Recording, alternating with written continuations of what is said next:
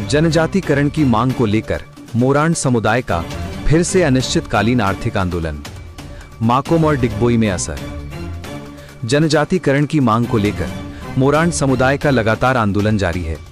सदो मोरान छात्र संघ के नेतृत्व में और समुदाय के 6 राष्ट्रीय संगठनों के सहयोग से 15 सितंबर की सुबह 5 बजे से फिर से अनिश्चितकालीन आर्थिक आंदोलन शुरू किया गया। आज दूसरे दिन भी तिनसुकिया जिले से निर्यात होने वाले तेल, कोयला, चाय, लकड़ी आदि संसाधनों के निर्यात वाहनों को पूरी तरह रोक दिया गया है। इससे पहले मोरान समुदाय के लोगों ने 4 स्थानों पर विशाल जुलूस व प्रदर्शन कर पूरे देश का ध्यान अपनी ओर खींचा था। समुदाय ने चेतावनी दी है कि अगर 2026 विधानसभा चुनाव से पहले भूमिपुत्र मोरान समाज को जनजातिकरण की संवैधानिक मान्यता नहीं दी गई तो भाजपा के खिलाफ उग्र आंदोलन छेड़ा जाएगा।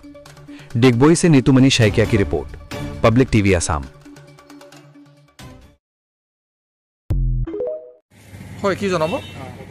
অসমৰ সমাৰখণ্ডত বসবাস কৰা মৰাণ জনগোষ্ঠীৰ অন্যতম এটা জনগোষ্ঠী হয়, যি ৰাঘৱ মৰাণৰ পুত্ৰ হিচাপে আমি বিবেচিত।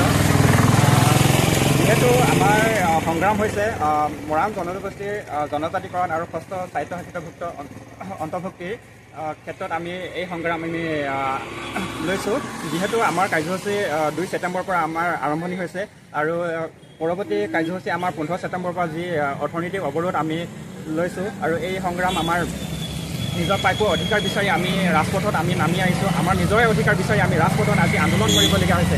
যিহেতু অসম চৰকাৰ তথা ভাৰত চৰকাৰে আমাক বাৰে বাৰে আমাক আলোচনাত মাতে, জনজাতিৰ ক্ষেত্ৰত আলোচনাত মাতে, আমাক বাৰে বাৰে প্ৰতাৰণা কৰি আছে আৰু আমি এই কোনোপধ্যে আমি ইয়াক আমি গ্ৰহণযোগ্য বুলি আমি বিবেচিত নহয়। আৰু মৰাণ জনগোষ্ঠীক জনজাতিকৰণ লাগিবই আৰু যি ষষ্ঠ অনুষ্ঠিত স্বায়ত্তশাসন প্ৰদানৰ আমাক প্ৰদান কৰিবই লাগিব।